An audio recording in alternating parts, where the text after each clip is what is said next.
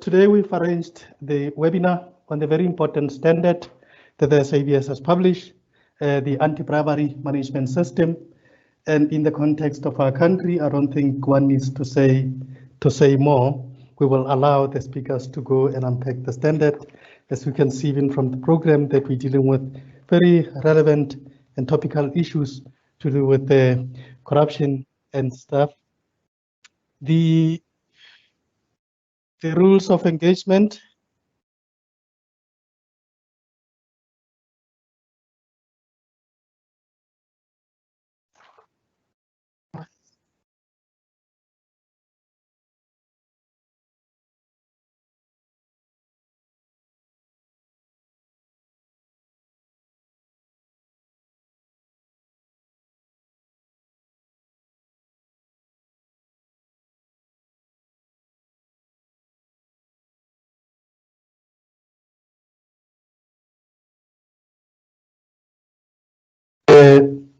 You keep your camera off to avoid some other times we can see people on their cameras and that causes unnecessary disruptions.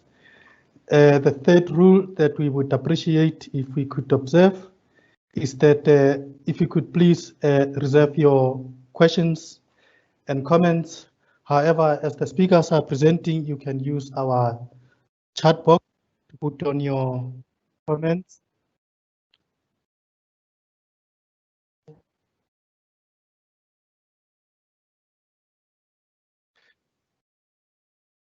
All right. At the end of all of the presentation, we're going to have the panel discussion where we will take questions, or the speakers will respond to such questions. If you want to raise your question or engage the speaker on anything, can we please ask that you raise your hand so that we can coordinate our program in a very smooth way. Then, without going any far or wasting any more time, we have from the SABS, Dr. Savir Bisoon, who's going to take us through. Then we've got Colette Manovich from Fraud Cracker, she's the director there. Got Ohale Molefe, a certified fraud examiner.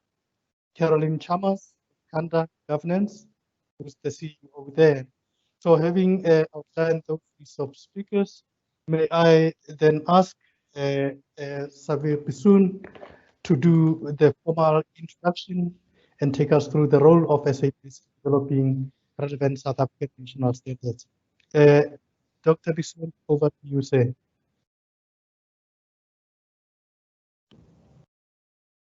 Good morning, Peter Matlale, and good morning, everyone. Thank you for the opportunity to talk a bit about the SABS as a national standards body. Before I start, I do confirm that 2 of the 4 speakers, including myself, are present here. So I'd like to firstly give the opportunity to Caroline Chalmers to introduce herself through you, Chair. Good morning, everyone. Thank you very much, Savir. Caroline Chalmers, I'm the chairman of the technical committee for the governance of organisations, which manages this piece of work in this standards project. And I'll be telling you a little bit more about that work later on in this presentation. Thank you. Thank you, Caroline.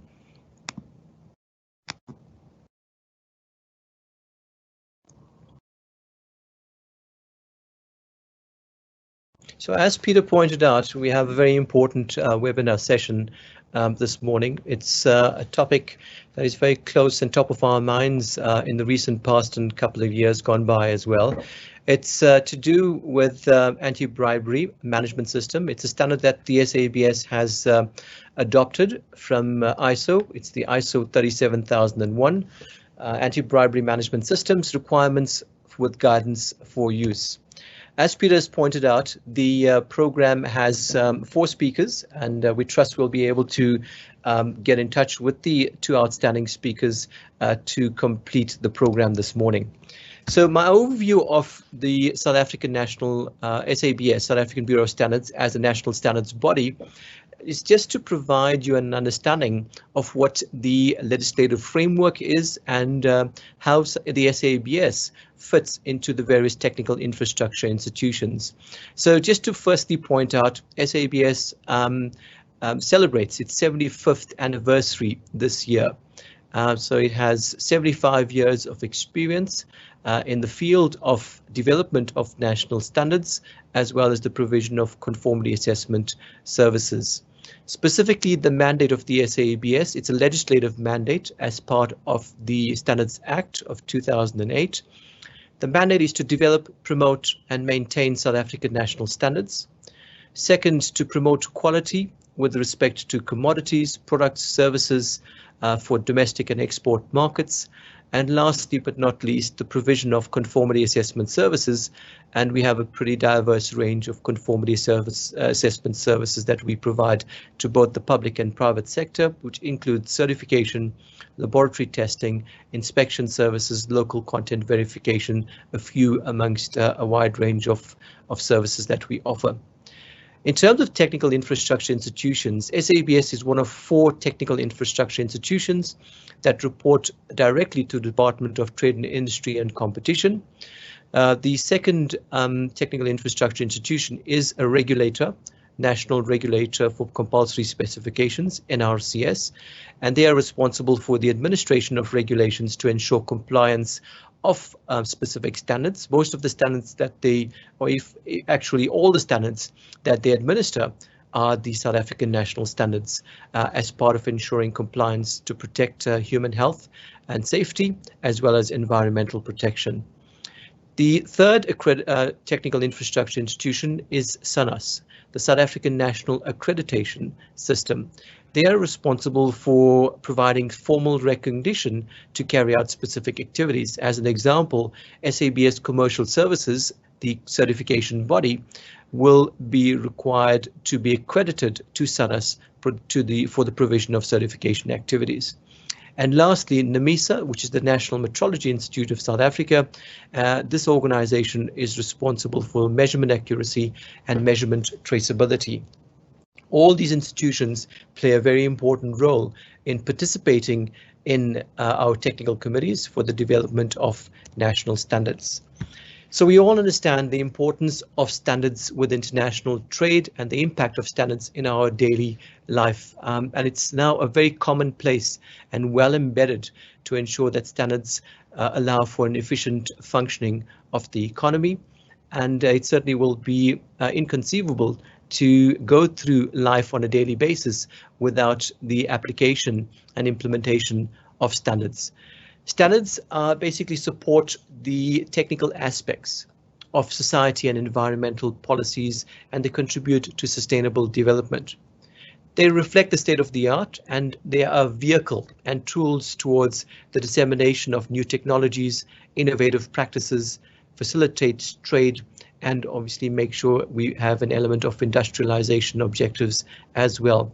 In the public sector, which is government and its entities, it provides a basis or a tool for regulation. It allows for efficient regulations through participating in our technical committees, and it contributes towards socioeconomic development as well. I think standards are very well understood, much more than the other 2 sectors in the private sector, because a significant portion of members of our committees come from the private sector. And it allows for, in terms of participation, allows for easy access of products and services in the marketplace, allows for competitive positioning as well. And lastly, the consumer element in terms of standards development or the stakeholder representation. We certainly allow for significant activities and participation of consumer bodies in our standards development committees and subcommittees. It allows for an extent of allowing information and buying decisions by consumers where products are fit for purpose, and it certainly allows for consumer involvement in ensuring that products and services meet the requirements and are fit for purpose. At a global context, standardization is very important in terms of providing knowledge, information tools to address the United Nations Sustainable Development Goals. South Africa is a signatory to the UN SDGs, and all 17 of them have been allocated to various government departments as part of their policy implementation and objectives and programs to put in plans as to how we will address achieving the United Nations Sustainable Goals as the program moves towards achieving these objectives in 2030. Our National Development Plan is very closely aligned to the United Nations Sustainable Development Goals. If you have to take each one of these goals and align them, and you would get a very important alignment in terms of 3 or 4 goals aligned to the various pillars of the National Development Plan, all 9 pillars of them. And you could see one pillar, which is quite critical for discussion today, is on corruption. And lastly, in terms of standardization supporting industrial priority sectors, the Department of Trade and Industry and Competition has been working towards the development of industry sector master plans. A few of these sectors includes the mining sector, including mining and beneficiation, agriculture and agro-processing, the industrial sector, and these are a number of sectors, subsectors within the industrial broad sector, tourism, high-tech sectors, the oceans economy, as well as the creative sector. So it's the ultimate responsibility of the national standards body to develop a national standardization strategy of how we're going to align and produce knowledge and solutions as part of our publications that address these particular national, regional, and global objectives.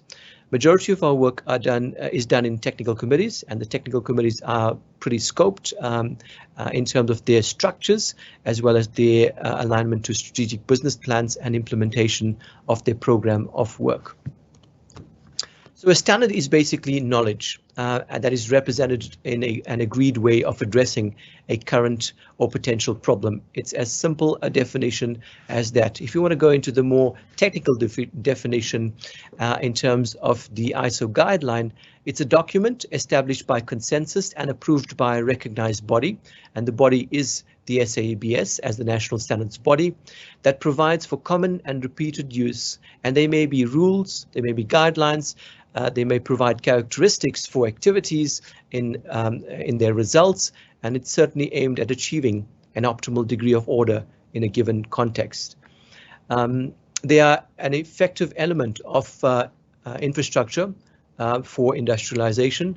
The key take-home message is that they are for voluntary application, and we'll talk a bit about that later on.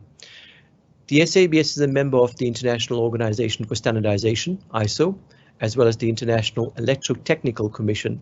And as members, we have the opportunity to participate actively in these technical committees of ISO and IEC, influence the development of international standards, as well as at the same time adopt these international standards where relevant and where these solutions provide solutions from a national perspective.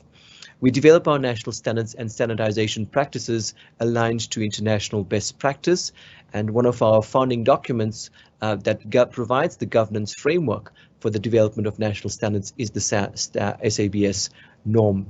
Key from an international perspective, we are signatories to the WTO TBT Annex, which is code for good practice for the preparation and application of South African national standards.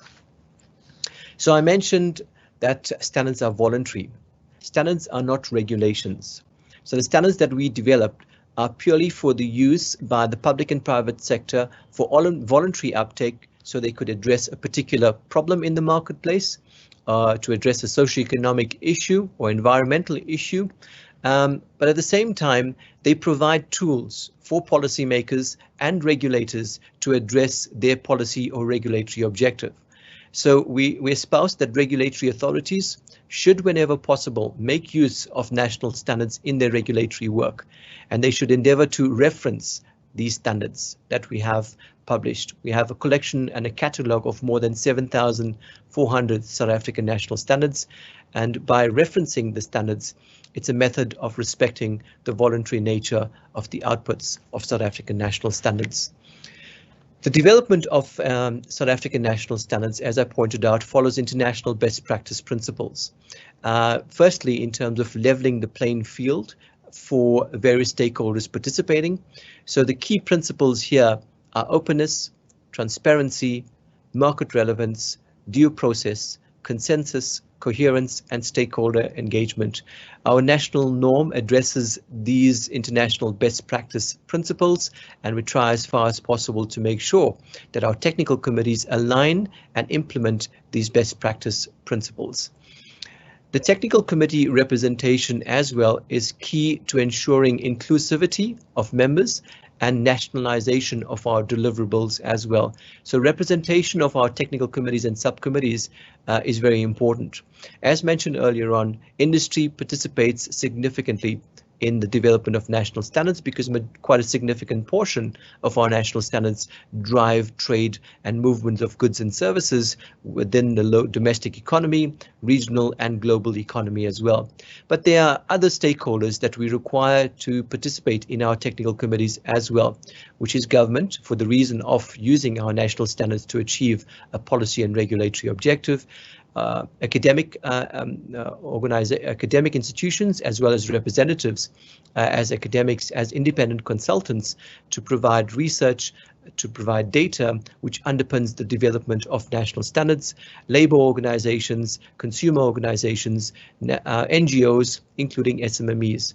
SMMEs have a very important role to play in adopting South African national standards and using these standards to create new products, new services, and provide an opportunity for them to get into the mainstream economy of South Africa. So the expertise basically comes from the wide variety of stakeholders that participate in our technical committees, and we, as of April this year, due to the onset of COVID-19, have been conducting all our meetings on virtual platforms, and these have been very successful over the last couple of months, and it certainly revolutionizes the way of our technical committee meetings, of conducting our meetings, and we trust that this will continue into the future as well. Our participation at international organizations, as I mentioned earlier on, we're members of ISO, we're members of the International Organization for Standards, as well as the International Electrotechnical Commission. ISO has a membership of 165 member countries. They have in excess of 700 technical committees and subcommittees, and they have a collection of more than 22,000 ISO standards. On the other hand, the IEC is a 164 member country body. It has 134 technical committees and more than 9,000 international standards.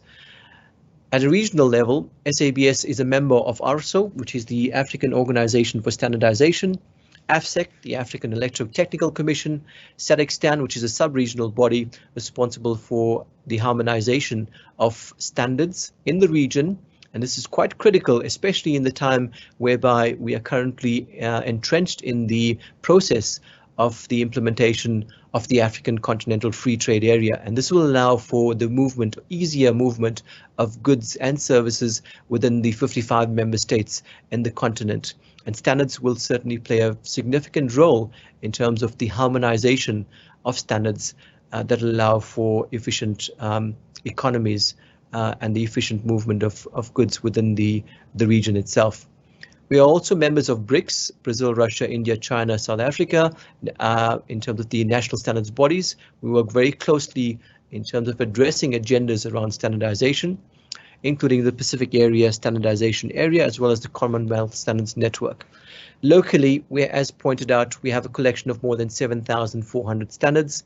We publish on an annual basis more than 250 standards. Our committees are quite significant in terms of the scope of the work that we do. We have more than 300 technical committees and subcommittees, and the scope of work traverses literally every single economic sector that support the South African socioeconomic sectors in the country.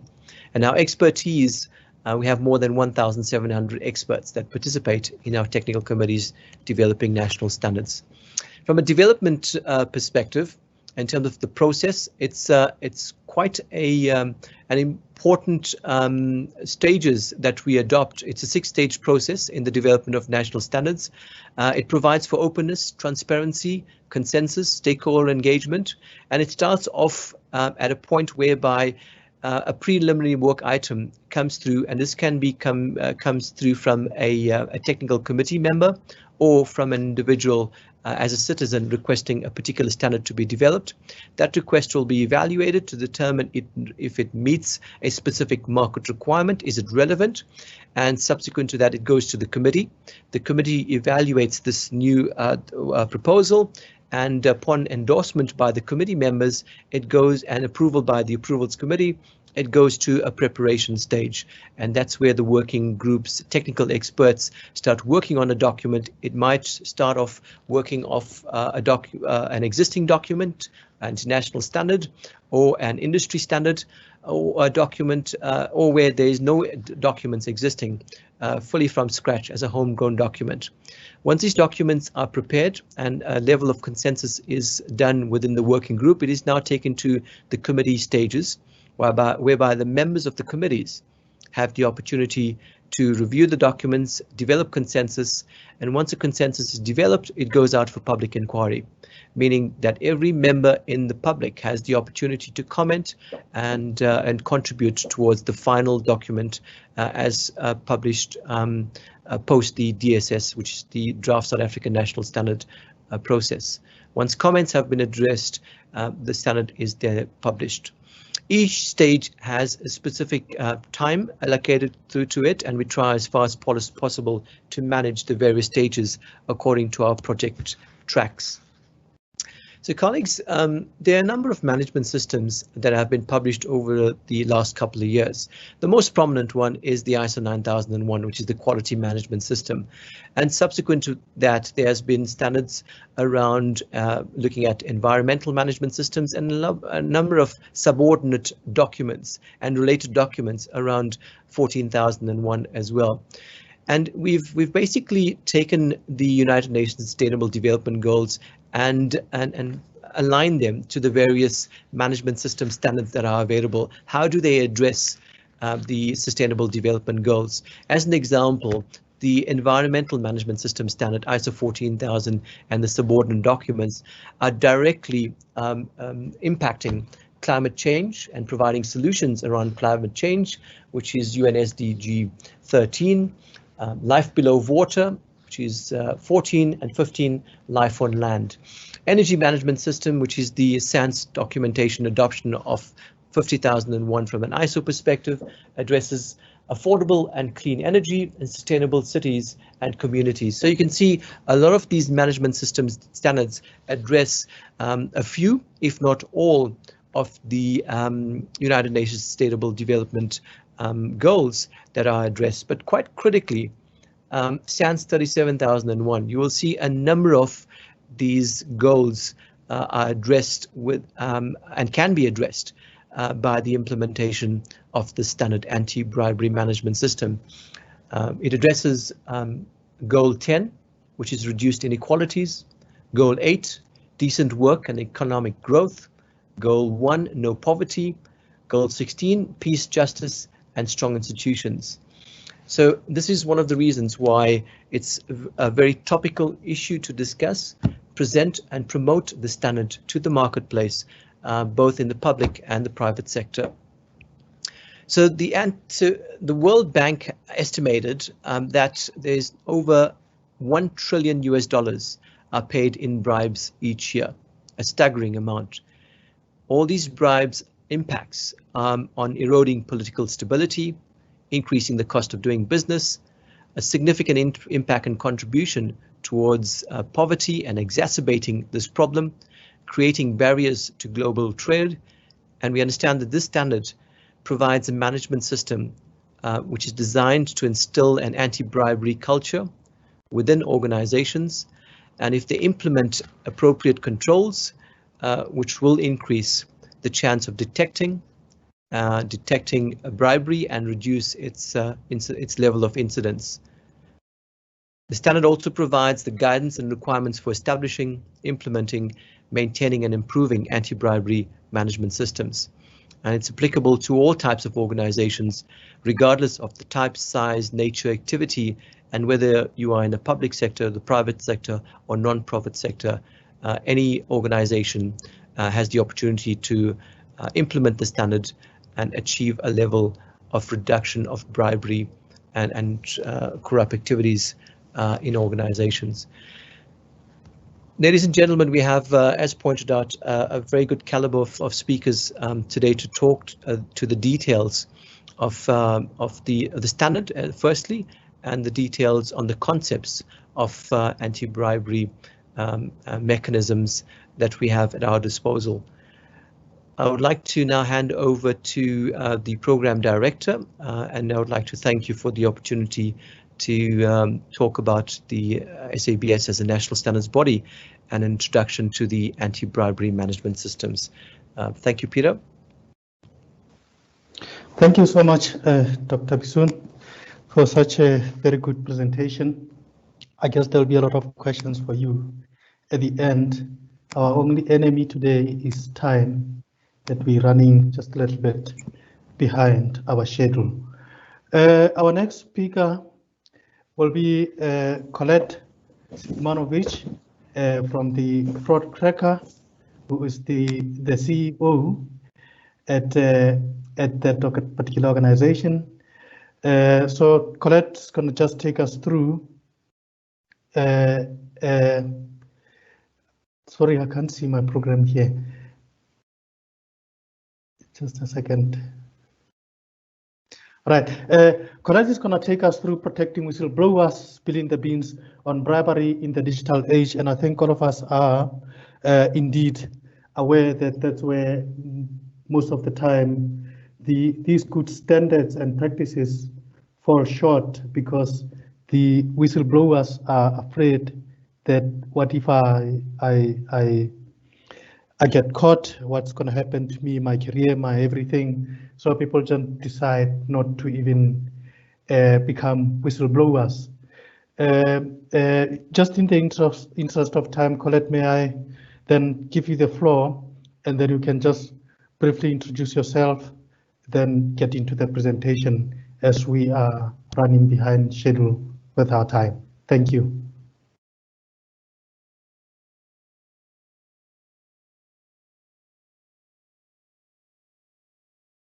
Hi everyone, good morning. Can you hear me? All right, I'm going to take that as a yes. Sorry, just yes. Points of clarity. Mutlale, sorry, I see you seem to have an older copy of the agenda, because the presentation is it's not going to be specifically on whistleblowers, but rather on corruption and can we stop the gravy train. So I'm going to go straight into that in the interest of time, and just switch to presenter mode if you just bear with me. My apologies, go ahead. Okay.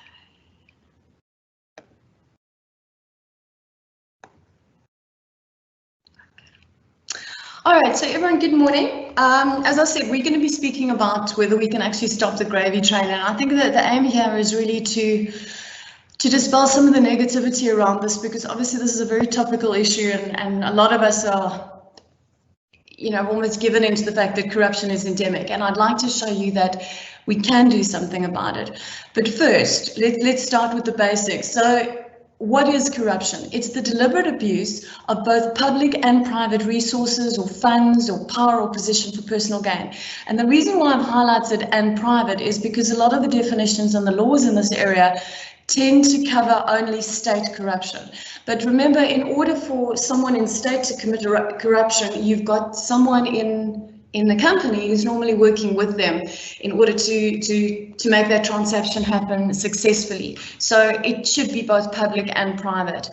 So corruption is a massive, massive problem. In fact, Pope Francis said corruption is paid for by the poor, and it's very, very apt. Corruption deepens equality. It hurts our most vulnerable, that being our women, children, the elderly. It has very negative human, economic, political, and social costs. It hurts pretty much every aspect of our lives: GDP, economic growth, business operations, employment, investments, you name it. It weakens the rule of law and our trust in the law. It also lowers the tax revenue that the government is able to collect, the effectiveness of financial aid programs, the quality of education, healthcare, infrastructure, and quality of life. And in poor countries, it traps millions, if not billions, in poverty. And very damaging is corruption triggers more corruption and more immoral behavior, because if you see someone behaving corruptly, you think, well, if they're getting away with it, they're going through the red robot or doing something immorally, why can't I? And so all of this happens and we end up paying high prices for, but get inferior or faulty goods and services or shortages. And also very damaging is that corrupt countries do not respect intellectual property. So innovative companies, innovative inventors typically don't want to operate in corrupt countries. So globally, global corruption is costing us about $3.6 trillion in bribes and stolen money. And according to a World Bank survey, $1 billion is paid in bribes per annum, and that's in both first and third world countries. So contrary to popular belief, even rich countries aren't immune. Political corruption is common in big infrastructure projects like eToll. According to Transparency International, 1 in 4 people worldwide have paid a bribe. And even before the pandemic, about $455 billion out of the $77.4 trillion spent each year on healthcare worldwide is lost to corruption. So it's a lot of money we're talking about. If we come down south to Africa and South Africa, in 2019, corruption cost third world countries $1.3 trillion each year, and more than 1 in 4 people in Africa had to pay a bribe to get healthcare or education. Cyril, in his presentation in 2019, estimated that Zuma's corruption cost South Africa $34 billion. As one tweet so aptly put it, South Africa has more corruption talks than convictions. So looking down within South Africa, there's a lot of cases. In fact, I set up a Google alert to send me examples of corruption in the preparation for this talk, and I would be getting literally about 30 a day. So I'm not going to go through each of these. What I think the key trend that I want to pull out for you is, as I mentioned before, if you've got a government perpetrator, they're typically working with someone in private in order to make the corruption transaction happen. And so here's some examples that show that. If you look at Deloitte securing 207 million consulting to Eskom in the state capture years, despite charging much higher prices than competitors, that was because the former Eskom execs told the bid assessors to ignore the price. And in 2020, Deloitte, that was in March this year, Deloitte agreed to refund 150 million of that. They haven't yet paid it back, and hopefully that's going to happen soon. Then you've got the Trillion and the GOVT state capture of Eskom 2015-2016. That case is now in court. You've got PwC state captured 95 million rands of consulting work to Eskom, where there was one of the GOVT-linked firms in Konki getting 30% of the subcontracting. And then Steinhoff, South Africa's biggest corporate fraud, is still being investigated. And there's an interesting case that came out here too, in the research. It was 2018. Herman Mashaba charged anti-Joburg Mayor Jeff Makubu with bribery in 2018 because Makubu secured a City of Joburg tender for Regiment's Capital, which was a GOVT-linked company, and he was paid 30 million for that. And in 2020, despite proof, the ANC Integrity Commission cleared Jeff Makubu, so not good news there. Just looking at the ANC, between 1996 to 2020, there have been 25 corruption scandals, and only one has been held fully accountable. That is the Jackie Selebi case. So you can see just how rife corruption is in the ANC. So based on this, it looks like corruption is embedded, and the question that comes up is, can we ever really get rid of it? Well, I'm going to show you that we can, and countries have done it. So let's get straight in there. If you look at Hong Kong, now they gave perpetrators partial amnesty for corruption committed prior to 1977, subject to certain conditions like full disclosure, can't work in government again, etc. And that amnesty removed the fear of investigation or prosecution so that more government staff were then willing to help ICAC investigators. ICAC is Hong Kong's independent commission against corruption, and they are completely independent of the government, of the police. They are the only government department that reports only to the governor. Their staff have stricter security checks and disciplinary standards, and they get bigger salaries than government staff of similar rank. Now, in Hong Kong, they have very strong anti-corruption laws in both state and private. As I mentioned, most countries' laws only cover states, so this is a much wider and pervasive reach. ICAC also has a three-tier approach that's very effective. So you've got one department that finds, investigates and prosecutes perpetrators. You've got a second department that educates the public on corruption and how to whistleblow. And you've got a third department that focuses on prevention. So all of this has made Hong Kong virtually corruption-free, and their previously very corrupt police force one of Asia's finest. And then coming down to Africa, in Rwanda, they're also making some deep inroads into anti-corruption. First of all, they've got very strong political will, or the commitment to stop corruption, and that's really spearheaded by very strong leadership in the form of President Kagame. All the high-level officials, including the president, have to declare their assets before, during, and after being at government, and that's enforced.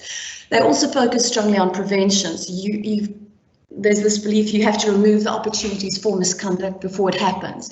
So they've got effective governance reforms, they've got zero tolerance, there's a strong focus on transparency and sunlight being the best disinfectant. They also have very active and independent anti-corruption agencies. For example, the Office of the Ombudsman can investigate any government official, including the president, for corruption. So they mobilize and support citizens, the media and religious groups to fight corruption.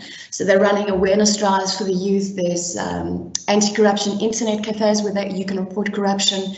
They run competitions and give awards to districts for outstanding anti-corruption work. And this is showing. If you look at their Transparency International Corruption Perception Index, the graph on the right, they're showing massive improvements. So if you look at 2008, they were ranked at position 102 in the world out of about 180 countries.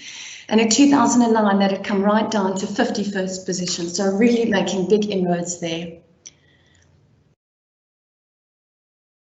Sorry, my screen is just frozen. Okay, then Singapore. Now, this is also one of the poster children, if I can use that term, for anti-corruption efforts. Now, their TICPI rank was 6th in 2000, and they've come again. I mean, you wouldn't think you could improve on that, but they did. They came down to 1st in 2010, and they're very incorruptible due to an effective 6-tier anti-corruption model. If you look at the picture that's on the right, so that's underpinned by, as I said, political will or political commitment, and then also zero tolerance of corruption. So Prime Minister Yu built strong commitment to stop corruption when the People's Action Party, or PAP, was elected. And they've got a very strong merit-based government. And part of that happened because PAP took broad actions to stop corruption throughout all levels of society. And so you've got this zero tolerance of corruption now a way of life in Singapore. On the enforcement tier, they've got the CPRB, or the Corrupt Practices Investigation Bureau, which is the only anti-corruption unit in the country. They are independent of the police and government. They report directly to the Prime Minister. And that CPRB swiftly enforces anti-corruption laws, again, in both government and private, without fear, bias or cover-ups. On the responsive government tier, so here you've got a code of conduct that sets very high standards for government staff in terms of integrity, incorruptibility and transparency. They also have merit-based reviews which reduce the chances of corruption, and CPRB reviews government departments which have high potential for corruption. So they're very vigilant in that space. And then looking at the laws, these focus on prevention, again, in both private and state. So there's two main laws that are pivotal here. The CDSA, which is the Corruption, Drug Trafficking and Serious Crimes Act, which recoups dirty gains from perpetrators, and then the PCA, or the Prevention of Corruption Act, which hits those who give or get bribes. And then the judiciary is very independent, protected from interference from government or police. It's transparent, unbiased, and it metes out big fines and imprisonment for perpetrators. Sorry, just freezing again. There we go. Okay, so the next country that's very interesting is the US. Now, what makes them very interesting is they're one of the few countries that punish corporate misconduct. So looking at Siemens, for about 10 years, Siemens paid more than $1.4 billion in bribes to government staff in Asia, Mexico, Europe, Middle East, and Africa in order to gain market share and raise prices. And the citizens in those areas paid the price in the form of overpriced roads and power plants. So USA and Germany then investigated, and Siemens had to pay $1.6 billion in fines, penalties, profits, including $800 million back to the US authorities. The second element that makes the US very interesting is that they have laws against corruption that have global reach. So the first one is the American Foreign Corrupt Practices Act, which forbids US citizens and entities from bribing government officials. And then the second one, which you may have heard of, is the Magnitsky Act, which lets US government impose sanctions on perpetrators of serious human rights abuses and corruption outside the US. So they deny them visas, they freeze US-based assets, and they've done that with the GOVTs and Salam Essa. Now those sanctions make it a lot harder for corrupt perpetrators to launder assets in the US or to do business in US dollars. And then there is the RICO Act, which is the Racketeer Influenced and Corrupt Organizations Act. Now, what is amazing about this one is it actually goes after the leaders of a syndicate and allows them to be tried for crimes they ordered or helped others to do. So no longer do they have to be caught actually committing the crime. They can go after now the head honchos in the mafia, and this helped them reduce mafia crime drastically in New York in the 1970s. And then finally, the other thing that is very powerful in the US is the Dodd-Frank SEC whistleblower program. Now, this is three elements that are very important. There's monetary rewards, there's the protection from victimization, and there's protection of the tipster's identity. So the SEC, or the Securities Exchange Commission, just bear with me for a second. It just went out of the presentation. Okay, we're back in there, sorry. So the Securities Exchange Commission gives very big awards, up to 30% of the amount collected. For example, if there's a claim of $100 million, they may give up to $30 million to the tipster, but only after successful enforcement, and that's really the key. So they don't give rewards for unproven or false claims, and that's led to a 16-fold rise in tip-offs. Then there's Bangladesh, 2012, they were extremely corrupt, with 97% of government was involved in illegal activities and a number of other very scary stats. And then Bangladesh built these grassroots anti-corruption movements of about 6,000 volunteers countrywide, formed into committees of concerned citizens, or CCCs. Now, these inform and mobilize citizens against corruption. They hold anti-corruption competitions, debates, youth events.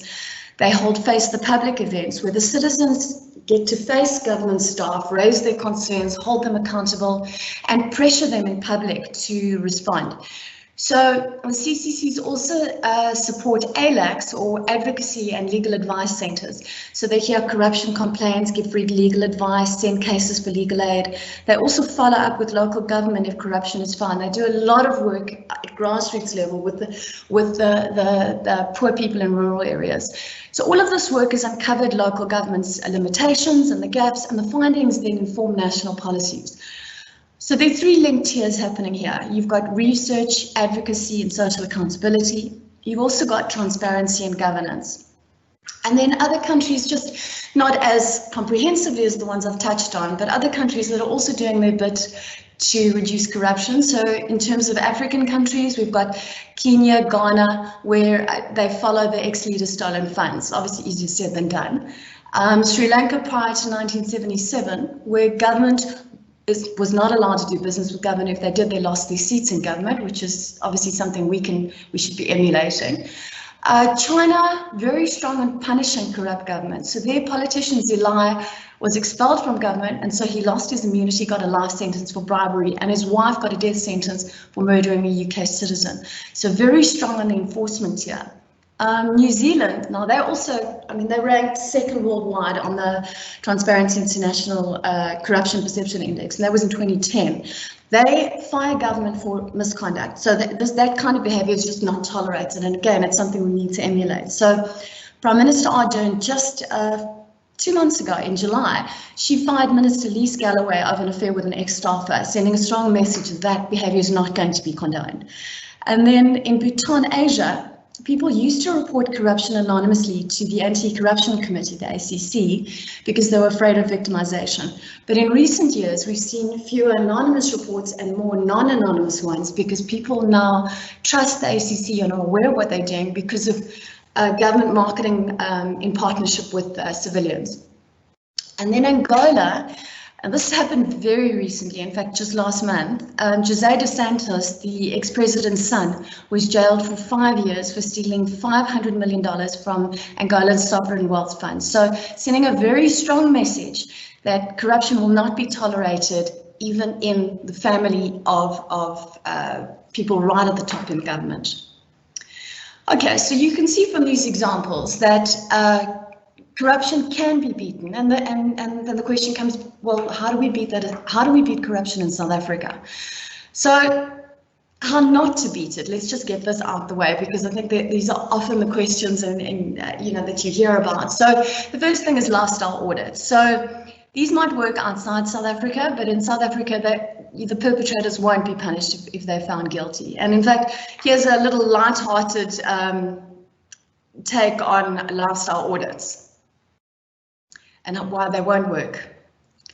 And then secondly, how not to beat corruption. Well, if you have the ANC appointing an ANC committee to probe ANC tender corruption and feedback to the ANC, obviously it's highly unlikely that ANC members will be convicted. And in fact, this is someone's tweet where they're actually laughing at the idea, and you can see it's clearly not going to work. So let's come down to what will work, and we take the lessons from countries like Singapore, which has successfully reduced corruption by an effective anti-corruption model with 6 tiers.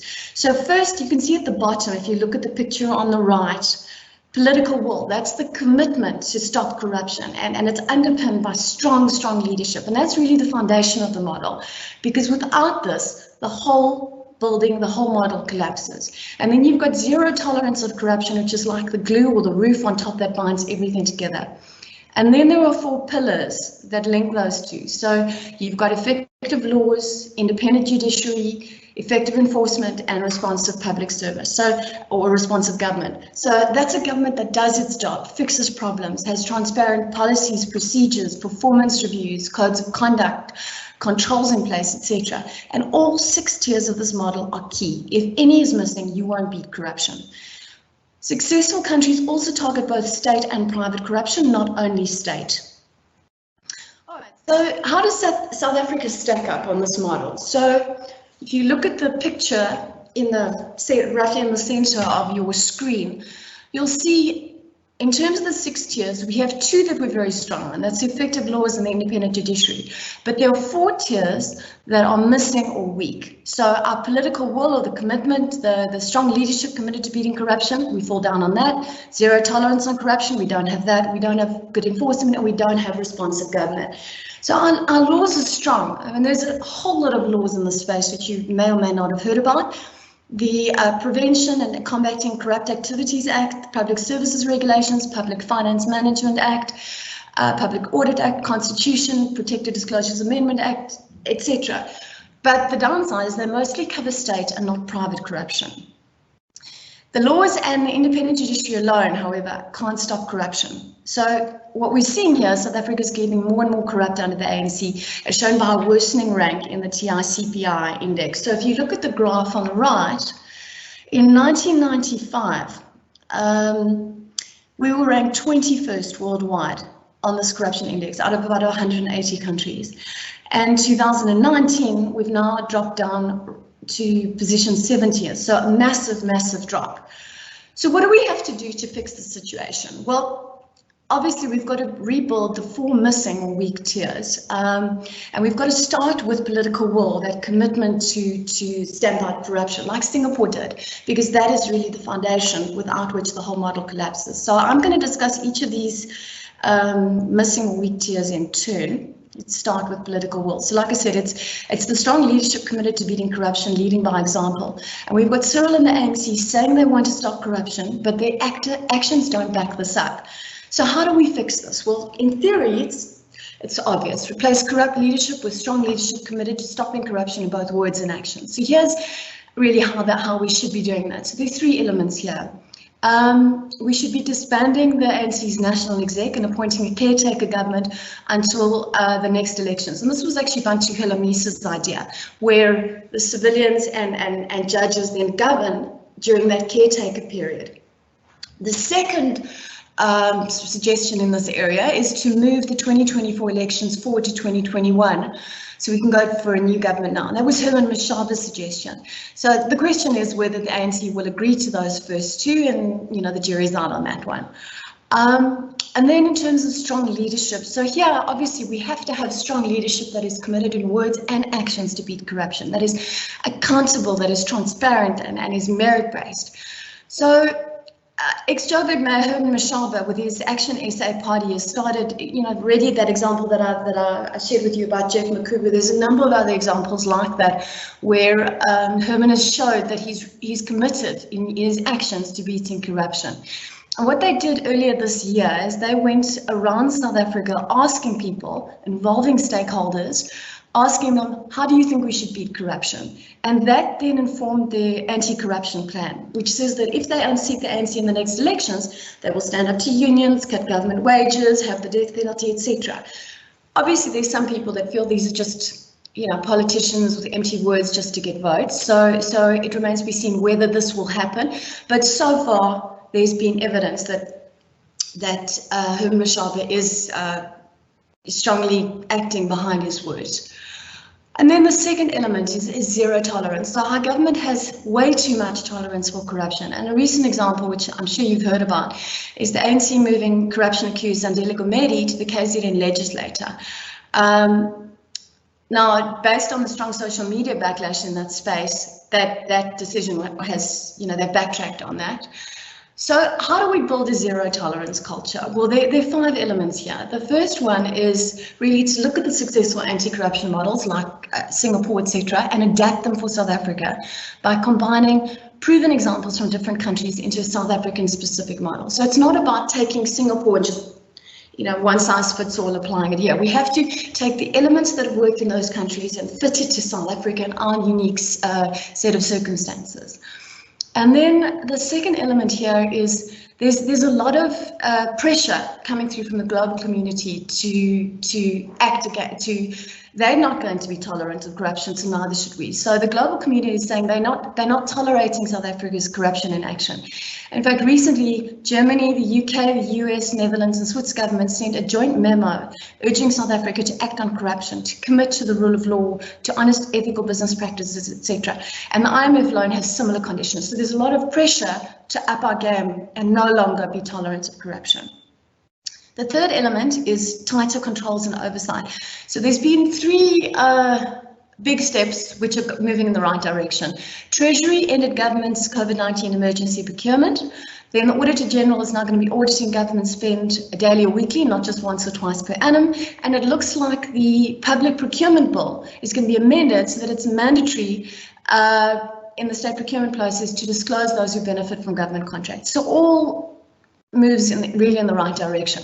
And then one which, it's almost a no-brainer, is to revive the Scorpions and their former powers. Now, they were the anti-corruption unit that was started in 2001, and they were independent of government and the police. They were housed in the MPA, and that's important because then they could investigate and prosecute the national exec and the police without fear or bias.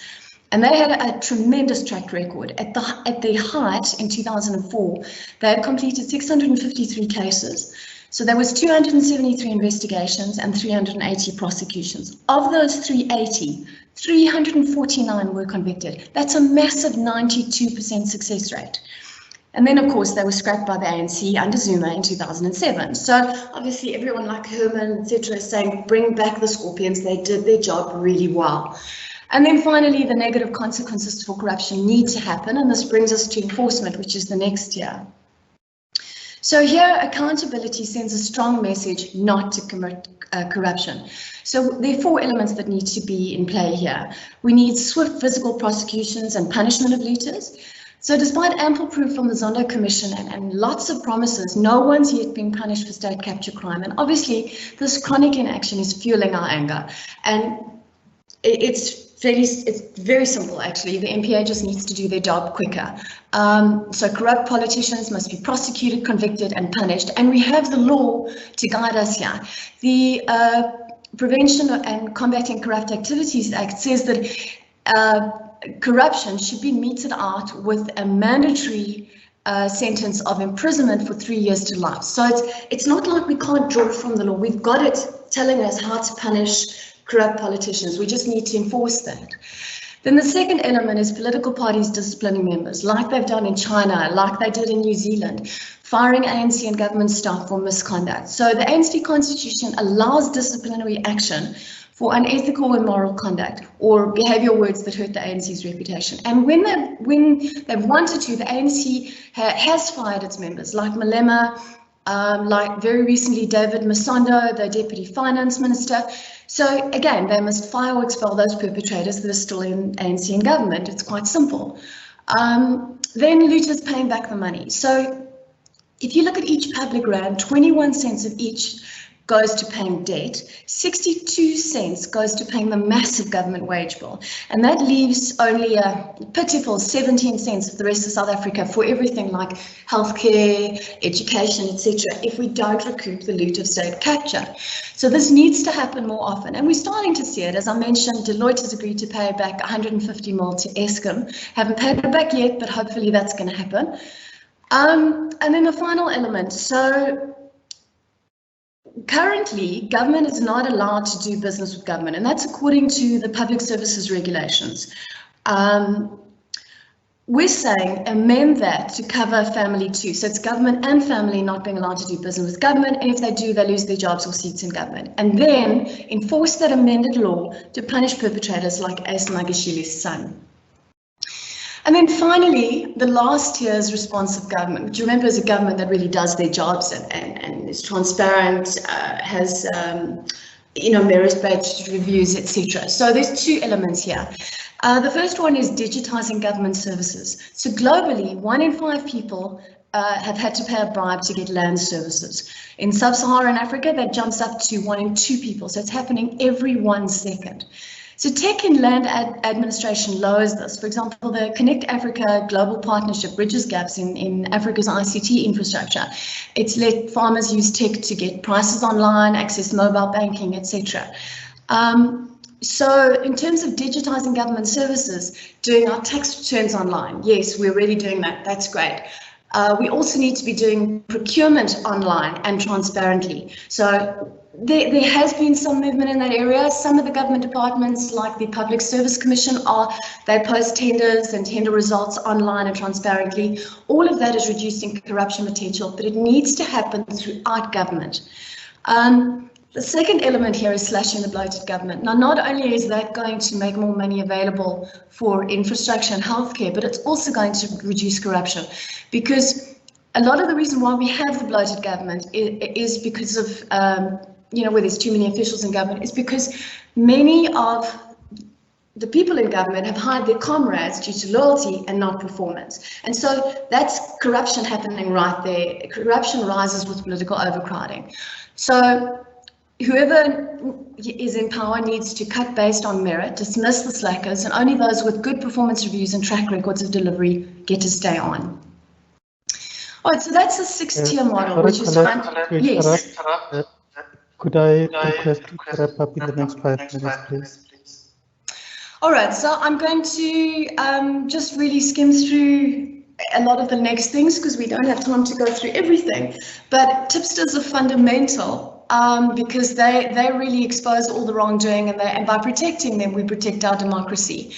So we've got a number of fundamental cases in South Africa. You've got the GOVT leaks tipsters who helped bring down Bell Pottinger and exposed corruption, state capture, etc. You've got the tipsters that exposed the state capture in Eskom, Trillium, Deloitte and PwC. You've got Corruption Watch with their recent report where you had South African state healthcare and the corruption there being exposed. So very important that we have tipsters. But tipster retaliation is a massive, massive problem. And just looking at some of the examples here, Jimmy Mughlala, 2009, he exposed corruption officials in building one of the Football World Cup stadiums and was shot dead. And then recently, Thandi Pina in the Gauteng Health Department, she exposed 2 billion rand personal protective equipment corruption and was suspended for misconduct. So all of this sends a message not to report. So how do we convince people to speak out? So what we found in a lot of the research is that most South Africans, 78%, want cutting-edge anti-corruption tech and believe it's key to stopping corruption. And this is where our Fraud Cracker online whistleblowing tool could help. So we usually work with companies where their staff report and discuss wrongdoing safely, anonymously online with company authority figures like the CFO, and that enables them to stay totally anonymous when they can't be victimized. So this is the typical back and forth conversation where they can upload evidence and have a back and forth conversation, and the investigation can happen anonymously. So we want to offer this tool for the public to report government corruption safely and anonymously. But as Zapiro so eloquently put it in the cartoon on the right, you can see the challenges to be solved are who do the tipsters report to, and will the information actually be acted on? And so just in coming close to the end here, really there's, together with the 6-tier anti-corruption model and tipsters, there are 4 other elements that are important. You need rewards for reporting with evidence, ethical leadership and culture, safe anonymous reporting tools and communication about those. Now I don't have time to go into these here, but I've done a whole other talk for ACFI on these. So really, just to wrap up, corruption is a massive problem with deep social, political and economic costs, but it isn't unbeatable. We can stop corruption and countries have done it. So the key takeaway is there is hope. Together with the 6-tier anti-corruption model and the 4 supporting elements for effective corruption fighting, you also need people to expose corruption. But cases of tipster victimization send a strong message not to speak out. And one of the 4 elements, the anonymous whistleblowing tool, is obviously vital to protect tipsters and create the safe environment for them to come forward. Okay, so that in a nutshell is everything. So if you could leave your questions to the end when we do the panel, if you've got any questions, then I'd be happy to answer any of them for you. Thank you very much. Thank you very much, Colette. That was a very interesting presentation. I think it needed about an hour so that we don't rush you, but we apologize because we really have very limited time today. But thanks so much. I think there'll be a lot of questions for you as well at the end. Let's go back to our presentation. Do we have Bukhali? Otherwise, if Bukhali yes, I am here. You are here, sir. Yes, I'm very sorry, Mr. Bukhali. I will do the same as I did to Colette, just to request you kindly to cover your presentation and your main points as quickly as you can in the next 15 minutes. So Mr. Mlefe will be talking to us about public and private policies affecting anti-bribery management system, where he's talking about creating an ethical culture. And I think we've heard that it doesn't have to be illegal to be unethical or ethical to be legal. So sometimes we confuse those things. Over to you, sir.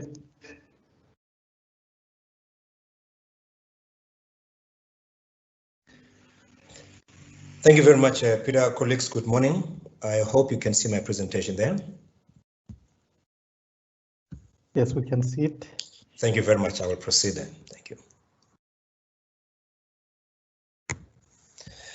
Colleagues, this morning I want to give you a perspective of what we see as field workers in terms of bribery and corruption, as well as the systems that have been put in place to manage this problem in this country as well as internationally. I think what the ISO 37001 is prescribing is fairly straightforward. It is very clear. It should be able to be adopted by any institution, irrespective of size or wherever they are. You know, and I mean, it really is a no-brainer given the fact that almost all entities, you know, operating globally are to a certain extent exposed to this risk of bribery and corruption. And what is also said is that most of them do have these policies in place. Now you ask yourself, you know, why do they have these policies in place? Why do they have systems in place when they still suffer, you know, from bribery and corruption? And I think as I continue with my presentation, I will talk about the impact of bribery and corruption on these entities. And then you ask yourself, why do we continue? Yes, sir? Sorry for interruption. Can you put your presentation on the slideshow, please? Is it better? No. It is on slide presentation now, if it has not. Peter?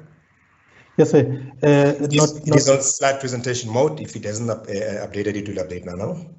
Okay, thank you. Carry on. Can I continue? Yes, sir. Please continue. Yes, sir. Thank you very much.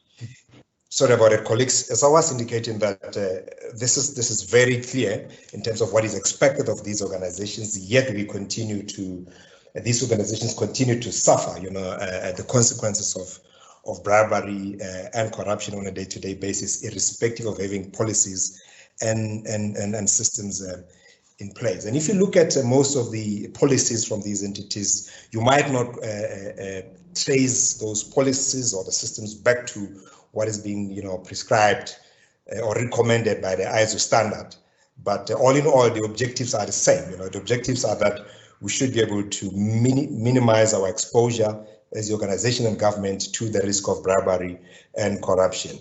Now, what we have in our country, obviously, just at the top of the list of the legislations that we have, you know, the Prevention and Combating of Corrupt Activities Act is our primary legislation that is aimed at combating corruption within both the state as well as private sectors. You know, that's literally our Bible, you know, as field workers, you know, to make sure that we deal with corruption, whether it's in the private sector or the public sector. That's what we have. Then you've got your common other, you know, piece of legislation, you know, the USA's Foreign Corrupt Practices Act, as well as the UK Anti-bribery Act. So there's a number of legislations that are out there that are meant to help, you know, the state as well as the companies to deal with the risk of bribery and corruption. And then on my left, you've got a list of generic policies that you would find in your typical organization. Many organizations would have, you know, anti-bribery policy. They do training. There's whistleblowing policies, conflict of interest, code of ethics, and code of business conduct. Now, you know, some of them are tagged or labeled generally like these ones. Some entities have gone a step further, and they would not just, you know, have a policy that says a conflict of interest policy. You know, if you look at your entities like your Dundee Precious Metals, you know, their policies are very specific: anti-bribery and anti-corruption policy. You know, if you pull your Investec Property Limited policy, it's gift, entertainment, and anti-bribery policy. Now, your Cisco International is anti-corruption and anti-bribery policy. One might ask, you know, maybe it's just a name, but the reality is that they want to be very bold and very clear about what they are trying to deal with. So you find all these policies in your average organization. But having said that, the downside is that we have these policies and we have systems in place that obviously have been customized to suit the organization, and yet we still continue to suffer from corruption and bribery. Why does it happen like that? Why does it seem like these policies and these pieces of legislation, which are very well written, don't seem to be helping us? Maybe the problem is the people. It's not the policies that we have, it's not the systems that we have in place, but it's the people that are supposed to be implementing these policies. So it should be it is straightforward as to why any entity or organization would adopt the anti-bribery management systems. They would have policies that deal directly with bribery and corruption. It should be fairly straightforward. They want to create and maintain an ethical culture, thereby protecting the employees, protecting the stakeholders, protecting the shareholders. They contribute to the sustainability of the discipline where they are operating. So those are no-brainers. And some entities would adopt these bribery management systems or policies as part of compliance with a piece of legislation. So, for example, in South Africa, if you look at the Protected Disclosures Act, for example, we have that as a piece of legislation, and we know that many entities would have in-house whistleblowing policy, which are written primarily from the Protected Disclosures Act. And going down from that policy, they would also have a whistleblowing procedure, and they'd also put in place a hotline in that organization and have systems that would make sure that all calls are properly recorded, and they would do some audits to make sure that all calls that have been reported are accounted for. They put in place escalation measures to make sure that if there's a call that will be received by parties responsible for managing that hotline in the organization, that it gets escalated properly to the next senior level. So we do have these things in place, and all in all, they are aimed at mitigating or minimizing the exposure of these entities to the risk of bribery and corruption. The idea is to regulate or to prohibit, any act that might increase the risk. Things like giving or accepting of gifts, entertainment, political or charitable contributions, letters of support. They come with a risk of being abused, and they can actually be easily used to conceal corruption. So that's why organizations adopt these anti-bribery management systems. And like I said at the beginning, it's a no-brainer. There's just no organization that will take a stand and say, we will not be doing these things. But then again, if we do all these things, if we adopt these anti-bribery management systems and we have policies, why do we continue to suffer? That remains my question. I think the previous two speakers rather, said a lot about the consequences of bribery and corruption. The negative economic impact, and the fact that corruption or bribery in general, increases the cost of doing business. We've got many cases as field workers of overbilling, many cases of poor quality product, supplied, where the service provider or the supplier is in fact trying to recoup the bribe that they paid before they got the business, and the only way for them to do that is to start short servicing their client. Those are some of the obvious impact of corruption. And I've listed in my second bullet, perpetuating the culture of bribery and corruption. You can ask yourself, how do we do that? Well, I find that organizations that do not take bribery and corruption very serious, that do not deal with the cases and the perpetrators properly, tend to send a message. Maybe it's not a direct message, but what they are saying is that we do not subscribe to the zero tolerance, and in a way, they can be accused of condoning or supporting corruption. And that's what I meant when I said they are perpetuating the culture of bribery and corruption. I mean, we have other, countries, in the Southern Africa, where the taking of bribe, and I might not be talking, billions of dollars or rands, but the taking of bribe has become such a culture that it is very difficult for other people to operate in that space. You know that if you have to go through those border gates, you need to submit your passport and a $10 note, and it's well known, the outside world know about it, and yet the government is not doing anything about it. And in that way, you can easily argue that government is now perpetuating that culture of bribery and corruption in that state. I think the reputational damages that are being suffered by entities that do not do enough to deal with bribery and corruption, are fairly obvious. I mean, we all know that not only are the financial consequences that serious, but once your business suffers reputational damage because you have not dealt properly with the issues of bribery and corruption in your organization, you're likely to suffer, your business is likely to suffer going forward. And as for the loss of trust in our political leadership, I think South Africa is a very classic example.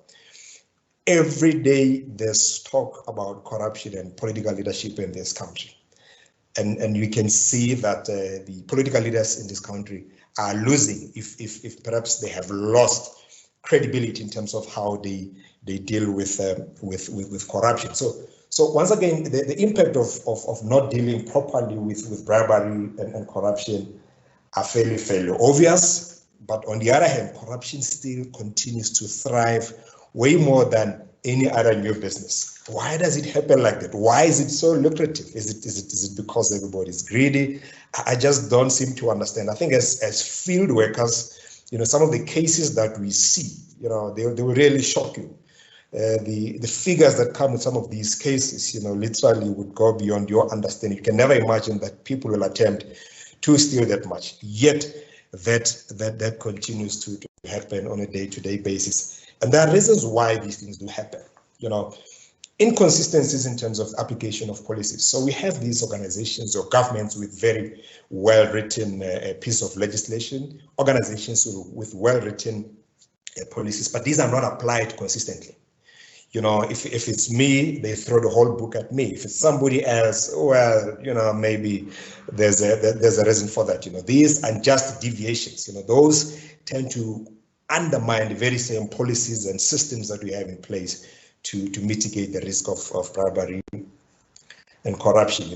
Poor tone from the top. What it's in government or is in any other organization. If these policies are not being supported from the top, and the top leadership is not leading by example, that will continue to undermine the very same policies and systems that we have in place to mitigate our exposure. Lack of consequence management. I think the previous speaker spoke a lot about this as well, where we expect to see people behind bars. We expect to see successful prosecutions, and that is not happening, at least not at the rate at which the public is thirsty to see that. It is just not happening, and every time that does not happen, we tend to not only undermine these policies, but we tend to send another message that says we are not taking this thing very serious. Yes, we have these policies in place, these systems in place. Mr. Molefe, I'm very sorry to interrupt you again, but looks like you are still on slide 2. It looks like it's not moving. Your presentation is frozen. Is it frozen? Are you still on slide 2? I'm on slide 6 already. There you go. Yeah, no, our screens were showing slide 2. Thank you. You may proceed. Has it moved now? Yes, sir. You may proceed. Okay. My apologies, colleagues. It's system issues there. I'm going to move on to slide 7. I'll keep on maybe putting it onto a slideshow and off so that it moves. Otherwise, probably it's because it was on a slideshow. I'm going to move on to my next slide that talks about the notable RSA corporate failures. And at the top, I have put Steinhoff, which is not necessarily a South African company. I know that Steinhoff is registered in Netherlands, but the impact of what happened in Steinhoff, was so much in South Africa that one can be tempted to think that this is one of our companies.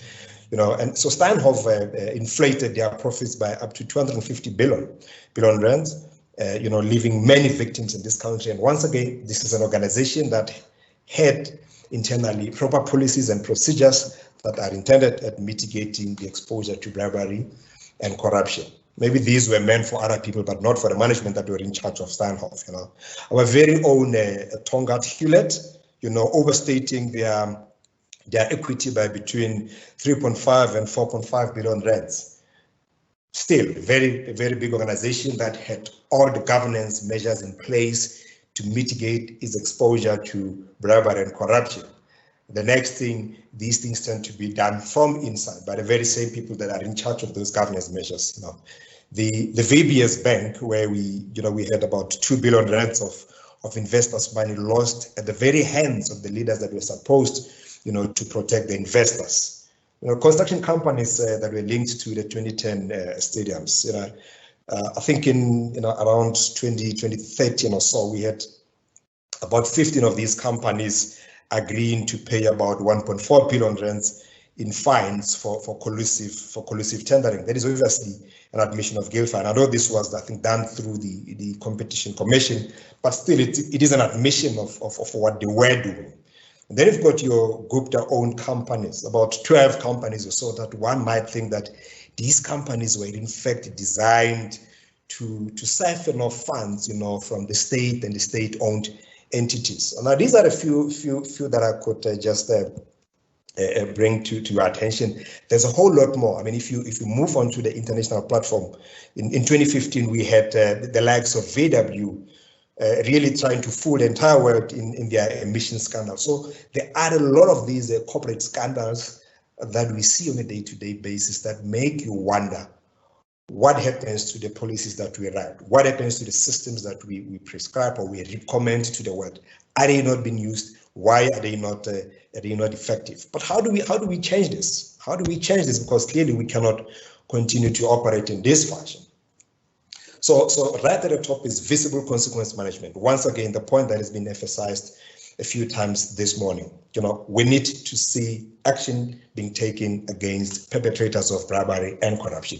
We need to see people being jailed. We need to see proper preventative measures. I know that it's well and good to prosecute people and throw them behind bars, but that is after effect. We need to make sure that we've got proper prevention measures in place. We've got proper detection measures in place, and then once we investigate, we can then send people to jail. Until we see that, these policies remain just as good as they are on a piece of paper only. Ongoing education and awareness. We have many organizations in this country that are trying to raise the level of awareness around how you deal with bribery and organization. We've got the ACFE in this country that is trying to do that. You've got your SABS that is trying to do that. Within the government, we've got the Justice College that is supposed to make sure that we've got prosecutors, that are able to successfully prosecute these criminals. But still, we're not seeing the conviction rate at the point where we would want it to be. And I said that we need to, excuse me, ostracize entities that are not compliant. Excuse me. We need to ostracize entities that are not compliant. Now, if you're only talking compliance, most entities will be compliant. Most entities will have policies in place. Most entities will have systems in place that are supposedly there to deal with bribery and corruption. But what happens in practice might be a different story. So compliance should be looked at beyond what appears on paper. We need to look at how they deal with their cases. In that way, we should be able to see whether compliance is just on a piece of paper or it is really happening in practice. I put here in red the last bullet.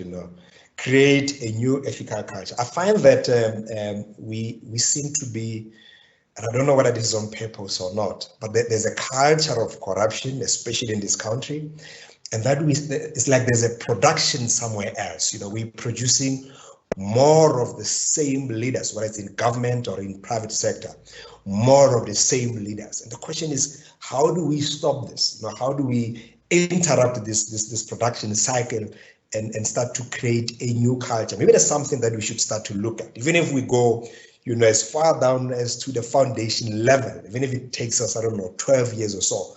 But we need to get to a point where we're producing different leaders going forward, because at this rate, where we're only trying to prosecute people who are, have been taught to become corrupt, it really doesn't seem to be working for us. Now, in closing, really, the undeniable realities that we face today, whether we are, anti-corruption practitioners, whether we are the likes of SABS, ACFE, organizations, the realities that men and women are working hard to improve these anti-bribery management systems. They are looking at these policies. Lessons learned are being implemented to make sure that we do things better. There's studies that are looking at the new trends. There's new ways of trying to really curb the scourge of corruption, but it keeps on continuing. If you follow the media, especially in this country, the media is very active in terms of reporting cases of corruption and bribery. That's very topical every day. In the media, again, you see frequent protests worldwide or in this country. Even the ordinary citizens are very tired of corruption and bribery. They are feeling the direct impact of that. Small children in squatter camps, they might not know all the intricacies that go into this, but they are feeling the direct consequences of bribery and corruption in terms of not being able to access some of the basics in their lives. There's this visible negative impact of bribery and corruption in the society. These are the realities that we face every day. But having said that, I still want to commend, institutions like SABS and ACFE at this stage, that the giving up is never an option. Giving up is never an option. I think we should focus more on consequence management that we need to see. We should make as much noise as possible.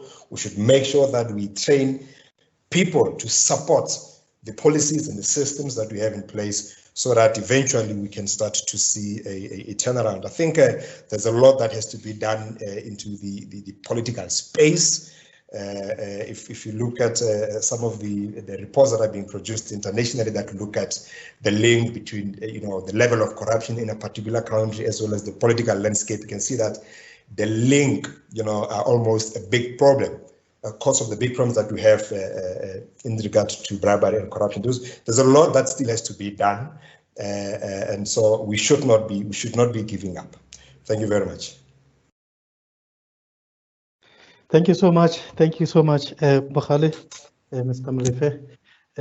We really appreciate the presentation. I think it did flow very well from even the previous presentation from Collect. So one could even link the two so nicely in terms of the 37,001. Thank you so much. The questions, we will do them as we have agreed when we do the panel discussion. So without wasting any more time, may I invite Caroline to give us an overview of the committee's work on anti-bribery. So the technical committee that is responsible for developing such standards is Technical Committee 309 that deals with governance of organization. Over to you, ma'am. Thank you very much. Can you see my presentation? Yes. Great. Thank you very much. And thank you very much to Colette and Bakhale for great presentations and to set me up to talk about the work that we're doing at the South African Bureau of Standards in this regard. The work that we're doing is aligned with the ISO work and the ISO standards. So the International Standards Organization was what is really known as the International Organization for Standardization. It's composed of the national standards bodies, and the reason why I'm recapping on what Dr. Bassoon said earlier on today in this webinar is that it is all very well being a member of SABS and understanding what's going on in the internal workings, but it's sometimes hard for us from the outside to participate in the standards writing and the standards organizations. So that's why I'm recapping on this work, and I'm not going to take too long with it, but just to show you how you can participate. This ISO organization was established many years ago through, as Dr. Bassoon said, many countries have participated. And the way that we participate in South Africa is through our national standards body, which is the South African Bureau of Standards. So when you're participating internationally, you're going to be participating within the context of the South African Bureau of Standards, which is really important to remember as our national standards body. The international standard that's working on this anti-bribery standard, the international committee that's working on this anti-bribery standard, is called a technical committee, and it's the Technical Committee 309 or TC 309. Sorry, Caroline. Yes. Can you please put your presentation on the slideshow? It looks like you are still on the cover slide. I am in slideshow mode, but I'll put it on now. Can you see that? Yes, okay. It seems to need a refresh. So thank you for that. So Technical Committee 309 is the technical committee that we work under at an ISO level. And this committee deals with many projects. There we go. And currently, this is the global representation of all of the countries involved in this technical committee. We're 53 participating countries. So those are countries that are actively voting and commenting on the standards that we're producing. There are 24 observing countries. So that's a lot of countries participating. But more than that, at a technical committee level, we have participation of global liaison organizations, and we have 83 of them. That includes Transparency International, the OECD, which is the Organization of Economic and Cooperative Development. We have the International Auditing Association, several of the financial associations such as ACCA, CIMA, CGMA, IFAC, and several other international global organizations are participating in this technical committee. So there's a lot of emphasis and work behind this committee's projects. The projects are grouped into working groups, or these WGs. The first working group is working on the guidance for the governance of organizations. So in a South African context, that is essentially taking King 4, our corporate governance code, and putting it in an international standard so that it is accessible for other jurisdictions. And for us, teaching other jurisdictions or facilitating them engaging with us nationally using a very similar standard of corporate governance. So that's the work that we're doing on in the international sphere on Working Group 1. In Working Group 2, it's the anti-bribery that we're talking about today. Working Group 3 is working on whistleblowing, and Working Group 4 is on compliance. Now, in SABS, South African Bureau of Standards, we have mirror committees, and we've mirrored this with our own Technical Committee 309. We also have other committees. We have a Working Group 1. We have a Working Group 2 that's working on communication and engagement within this context. Our Working Group 3 is working on whistleblowing, and our Working Group 4 works on the anti-bribery standard, this ISO 37001. Working Group 5 is on compliance, and our Working Group 6 is working on a new work item on stakeholder engagement. Caroline, yes? Please pardon me once more. Looks like you might have maybe 2 presentations open because you are still on slide 3. There we go. You're fine now. Slide 5. Okay. Thank you. I'll keep hopping between the various slides to be able to demonstrate it. So yes, so there are the 4 working groups and the mirror committees associated with it. Our committee was established on the back of the establishment of the ISO committee, which was established in 2016. Our committee was established in September 2017, but we've been working with it since the beginning of 2017, working under other working groups in the SAB structures. I'm the chairperson of this technical committee in the South African Bureau of Standards, and my committee manager is Sepo Sehoko, who is actually on the call today. Sorry, Sepo, tongue-tied today. The projects that we're working on are the draft standard. It's new work, so it's a fairly new committee, and the draft standard ISO 37001 is still in draft, and we're still busy working on it, as are the draft standards for whistleblowing and for a compliance management system, which is a certifiable system in 37301. 37001 is our only published standard in this work, in this technical committee, which is why it's very pertinent for today and today's problems that we're facing. The working group 4 that's working on this standard is convened by Jaco de Jager, who is the CEO of the Association of Certified Fraud Examiners in South Africa. We've only got 6 experts in South Africa's context, working on this standard and making sure that it accurately reflects what we're needing in South Africa. We would really like you to get involved, anyone who's interested in getting involved and getting a South African perspective carried through into this ISO standard, into this international standard. Standards are really developed by the people who need them, and we need experts both from the standards developing community but also from the industry on your experience, so people like Colette and Bukhali. Please contact me if you are needing, if you are wanting to help us shape these standards from a South African perspective. Of course, in our technical committee, we also have external liaisons organizations such as the Ethics Institute. And these organizations need to be non-profit, but there are several criteria that they do meet, and they have got their own ability to create a consensus decision-making within their communities. And they bring that consensus decision through into our technical committee to have that discussion.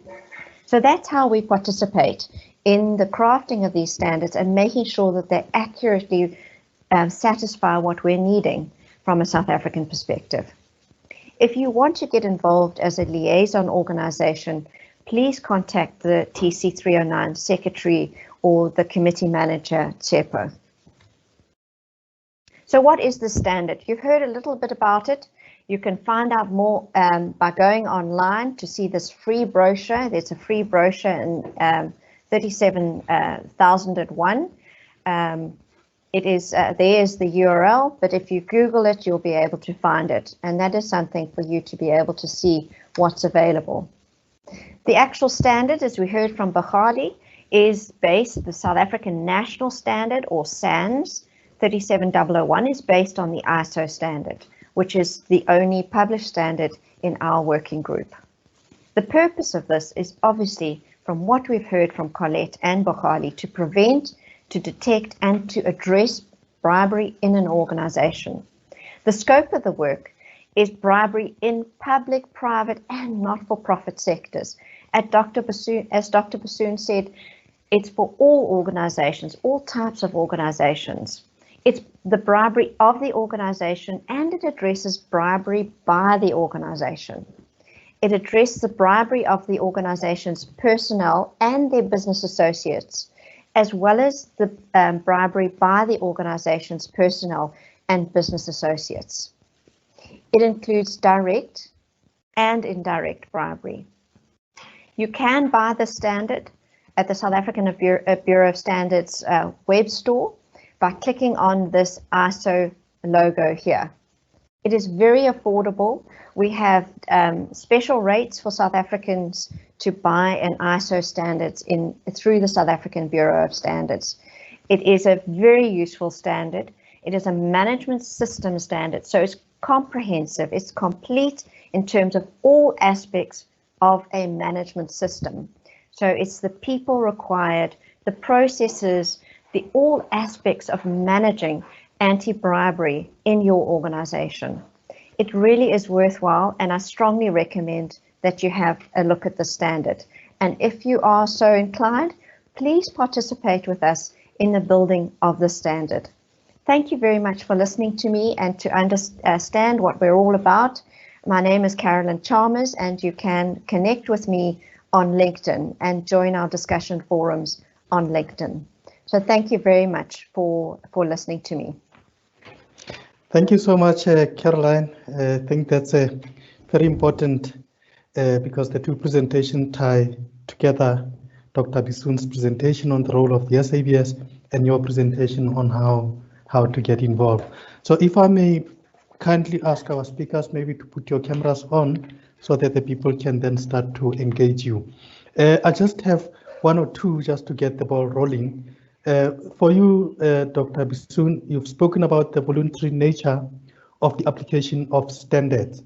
So as consumers, as civil society, how can we, or why should we insist on products and services complying with the standard?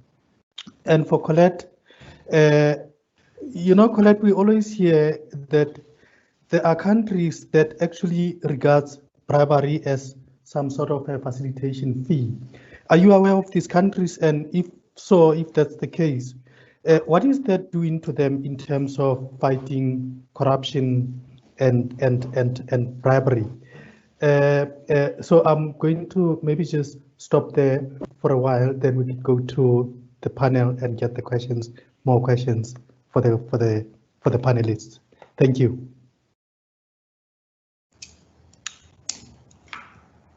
Sandia, do you want to take the first one? Great, perfect. I think with us having our cameras on, appears to be a degree of lag. But great, thank you, Peter. I think it's very important to understand the role of standards and standardization, both locally, regionally, and internationally. From a consumer perspective, it's important that we look at the quality of products and services, and standards basically underpin that. So you don't get a plethora of products in the marketplace with different types of standards, requirements, specifications, etc. And it creates a huge amount of confusion in terms of which products are best fit for purpose for the consumers. Secondly, it plays a very important role in making sure that consumers' health and safety is addressed. So by ensuring that standards reflect the state of the art of technologies, basic requirements, adopts international best practices, it'll present an opportunity, especially for industry, to use the standards, open access of their products to the domestic market, and secondly to the regional, and more importantly to the global market as well. So it allows for a highly competitive introduction of products into the marketplace. But specifically from a consumer perspective, it is about health, safety, fit for purpose, quality assurance of products that they consume in the marketplace. Thank you, Peter. I trust it provides some guidance on your question. Thanks. Thank you so much. Colette? So Peter, just to answer that question, it's a very common problem, you know, especially in Africa, countries like Zimbabwe, etc., around immigration, you know, with people having to obviously grease the palms in order to move into other countries. Now, it's not a simple problem to fix, because part of what, you know, what you're seeing in a lot of these countries is there's the perception that corruption is endemic, it's a way of life, and so we just have to continue doing what we're doing. And until you break that perception, the bribes are still going to continue happening. And it's not something that you can, you know, one person on the ground can change. Like, for example, you know, if I stop giving a bribe, it's not going to stop a lot of other people giving a bribe, and so the culture is perpetuated. It has to start with changing all the elements of that society, as we, you know, in terms of some of the models that I went through, that 6-tier anti-corruption model, and it's not something that's going to happen overnight. But it starts with that perception that, you know, you can do something about corruption. And until people realize that, they're going to continue perpetuating a lot of these behaviors that make corruption a lot harder to get rid of. If that answers the question. Yes, thank you, Colette. Before we move to Bukhali and Caroline, there was another question from Yvonne for you. So she asked, are you engaging with government to share your strategies? So, yes and no. I mean, sadly, we've reached out to government in a lot of areas. And in fact, the only member of government who has actually responded, who's no longer a member of government, is Herman Mashaba, where he, you know, most of the other, when you reach out to them and say, we'd like to offer the tool for free to help you, they don't respond. And, you know, it's sad because, you know, there's so much that you can do, but there's this apathy in a lot of areas of government. So with Herman, we reached out to him. What I liked about what he was doing is there's a strong focus on action, not just words, and actually putting his money where his mouth is. So what they've committed to do is actually engage with us once they launched their party, which was just the Saturday, and obviously they were very busy with that. But he isn't in government yet. You know, there's a lot of steps that have to happen before he is in government. So So I'm not sure how we get around this problem. You know, we're going to keep knocking on doors and hopefully we'll get through to the right people who can actually make a difference and who want to do something in government. But it's slow steps. Okay, thank you, Colette. Mr. Molefe, the issue, and I think somebody raised it not long ago, to say, you know, even if I'm doing something that might be unethical, as long as it is legal, it is fine. How are we addressing this, since you've been in this area where you're fighting this thing of bribery? Are we winning this battle? And maybe before you answer, there was one question for Caroline, to say there are 53 countries that are participating in this committee at ISO level. So since the document was published in 2016, and I think that's what we saw in your presentation, how many of these countries have implemented the standard, and you know, what was the uptake? Thanks. Thank you, Peter. Can I start? Yes, sir. Can I go ahead, Peter? Yes, sir, go ahead. Thank you. And colleagues, apologies, I do not have a video camera that is working. We have had a number of these incidents where somebody wants to argue the difference between whether it is unethical, but it is still legal, and how do we deal with it. The reality is that we should not accept any of that. You know, if it's clearly illegal, well, you know, the route to take is very clear. We need to go for prosecution. But if it's unethical, you know, those kind of conducts should still be not be acceptable. So every time when we have an opportunity to send a message, whether the act is deemed, you know, unethical or illegal, we should not miss any of those opportunities. So there has been, you know, a number of instances that I've seen on the field where you know, organizations wanted to justify a certain conduct by simply saying that, you know, there is no piece of legislation that outlaws this piece of this kind of conduct. But my take is that either way, you know, even if it has not been outlawed by any piece of legislation, if it is unethical, we should still not accept it. And so these cases, every case before us presents an opportunity for us to send a message of what is it that we should not be accepting as members of the public or as corporates. Thank you. Thank you, sir. And from the application, you know, internationally of the ISO standard, I think just an indication on how widely this has been adopted.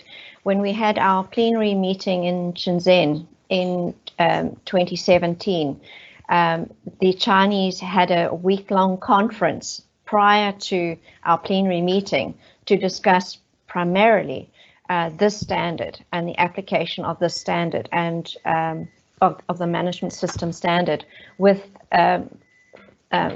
all international attendance at this conference. So it has widely been adopted, and there's lots of expertise and experience on the adoption of this standard. Maybe of interest to the attendees to this webinar is that the current work of the working group at the South African Bureau of Standards is the development of a guidebook for the application of this and the implementation of the standard. And I think that would be really useful. But as Bukhali was saying, this is a very basic, practical standard, and there's nothing that stops really other than time, effort, and inclination. There's very little stopping people from implementing it because it is not resource intensive. It is tried and tested practices. So it really is a very nice standard. It is not like an ISO 9001, for example. It is very practical and very easy to implement. And I'd like to recommend to everybody who's listening in on this webinar to please go and have a look at that free book that you can download, and consider joining in the work, and consider implementing or just reading the booklet and communicating it more broadly, because we do need to be aware that you don't need to reinvent the wheel on this. The wheel is there, it works well, and all you need to do is actually give impetus to this work. So thank you very much. Thank you so much. There was a question from the audience from Lizelle Grunewald to Colette. Question was, is corruption just rife in the ruling party, as you seem to say so? Sorry, Peter, can you repeat the question? I didn't quite hear that. So question was, is corruption just rife in the ruling party, in the ANC? You seem to say so, with a question mark, just a question. So thank you, Liesel. Hello.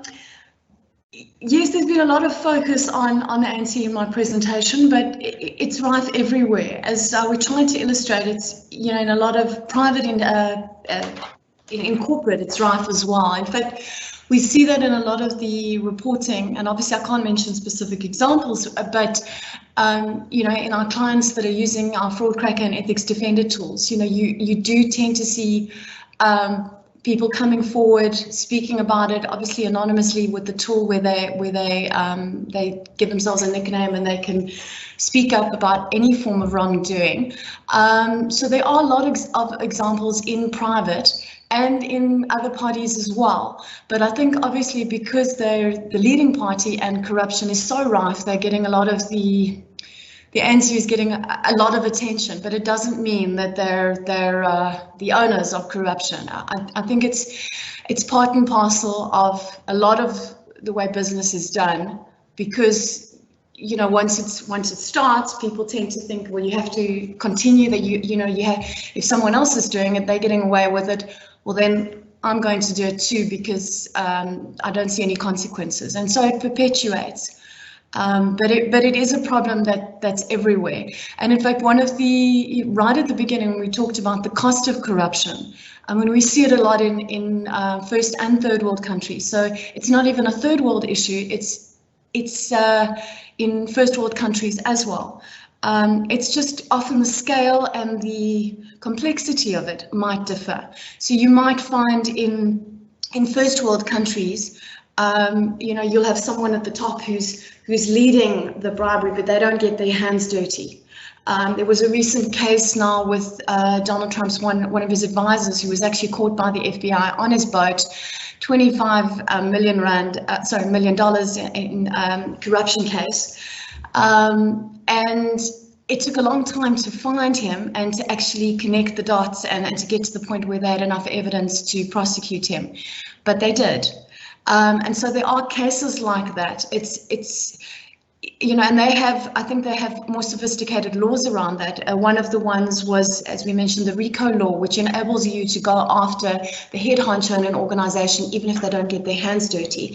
So corruption happens everywhere. It's just the complexity of it and how long it takes to actually get to the real perpetrators that is key.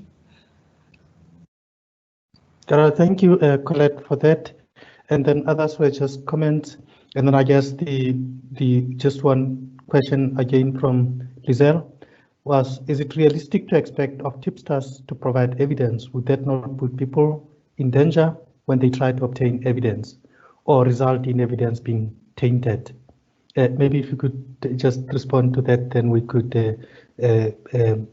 just maybe read just a general comment, as I don't see questions for the panel. Okay, so Peter, would you like me to take that question or another member of the panelist?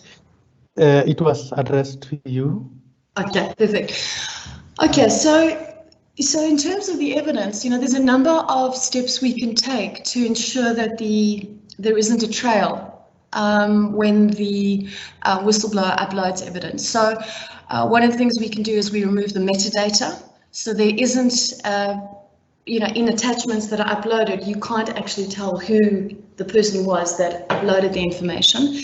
The second thing is in the what we do specifically in Fraud Cracker and Ethics Defender is the whistleblower gives themselves a nickname. So when they're uploading anything, we don't know who it is that's doing the uploading, and we specifically advise them in, you know, when they use the site and some of the guidelines, not to give their identity away. And so if there's a voice note, for example, don't send through, upload a voice note that is a recording of yourself together with one of the perpetrators. If you can, try and, obviously muffle your voice or use software that makes your voice unable to be identified. So that's one of the other steps that can happen. There's a number of also measures that we put in place. We've got a moderation step, and in fact, that's one of the things that we did, working together with the Ethics Institute in order to get certification, was the moderation step ensures that we remove self-identifiers. So this would be in the evidence as well. If there's any identifiers in the evidence, can you line through those identifiers so that they don't identify who the whistleblower is, and that way protecting them from victimization, but at the same time making the evidence able to be used and able to, how can I say, pinpoint the perpetrators. So there are a number of steps, but obviously when it eventually gets to the point where you're having that conversation and you're going back and forth with the whistleblower, there is an element of trust that has to happen, because there'll be certain pieces of evidence which could potentially give them away. And obviously, it's then up to the whistleblower. Do they want to reveal those? Understanding what the climate is like. But, you tend to find companies that are very good at keeping the reporting ring-fenced in a specific independent department. You've got other companies where they just run the whistleblowing services as a tick box exercise. And then you'll find that people tend to report less because they don't feel safe. So there's a whole exercise that has to happen first to improve the culture of the firm, as Bukhali mentioned, to create an ethical culture, leaders leading from the top in their actions, not just their words, in order to make people feel comfortable coming forward. So once they're then comfortable coming forward, we have the measures in place which protect the evidence that they're submitting in order to make sure that the whistleblower isn't open to be victimized. Can I just make a comment quickly on what Colette is saying? I think that's really important, the fact that the tone is from the top and it requires the leadership team.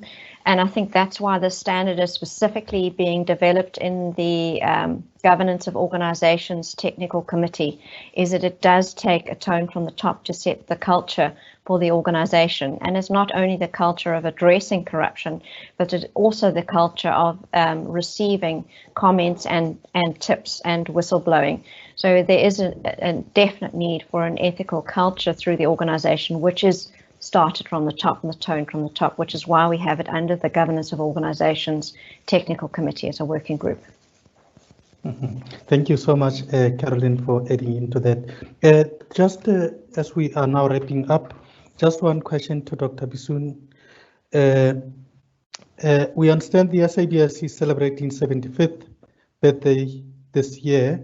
Would you then, as part of the state-owned company, in promoting this standard and working with government and the private sector as well, maybe make this promote in some way the use of the standard or the accessibility to this particular standard? Thank you, Peter, and thank you for the can you hear me, Peter?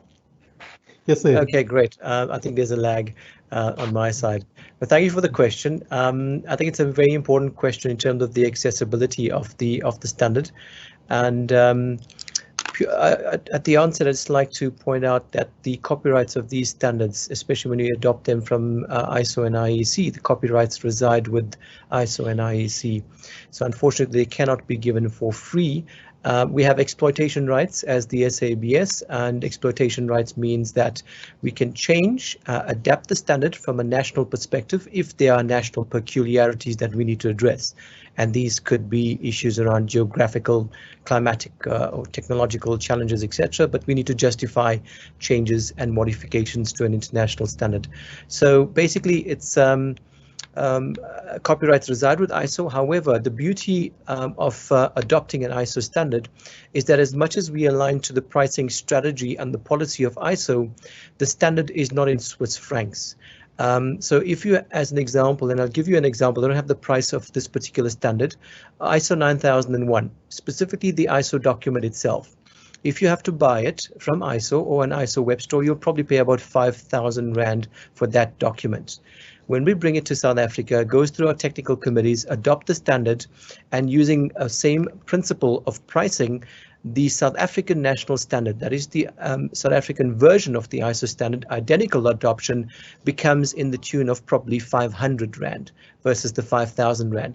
And that is one of the good contributions of participating and adopting international standards and making these standards accessible to a wider proportion of the communities.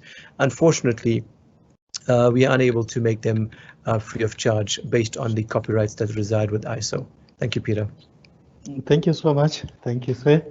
I think we've come to the end of our program, but before we do that, can I ask you once again, Dr. Bisun, to just do your closing remarks and a vote of thanks. Thank you, Peter. I'm going to be very brief. I must firstly thank our guest speakers today, Colette, Bukhale, Carolyn. You certainly provided a valuable contribution towards this webinar, sharing of an important information and examples of anti-corruption, anti-bribery, not only from a national perspective, from a regional and global perspective. So your contributions are really valued, and I trust that our listeners who participated in this event will get some significant amount of education around anti-bribery, anti-corruption activities, and including the laws around it. More importantly, a few take-home messages is that I think we all understand that bribery is ingrained in the culture of the society.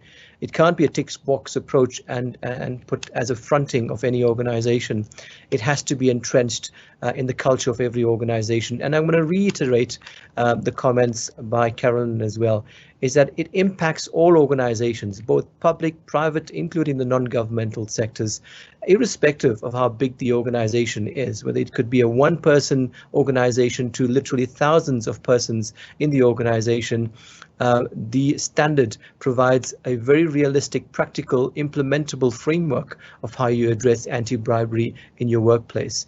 And I trust that all organizations out there have an opportunity based on we promoting. So one of the events of promotion is this webinar, and we trust that in future we'll host similar types of webinars as well.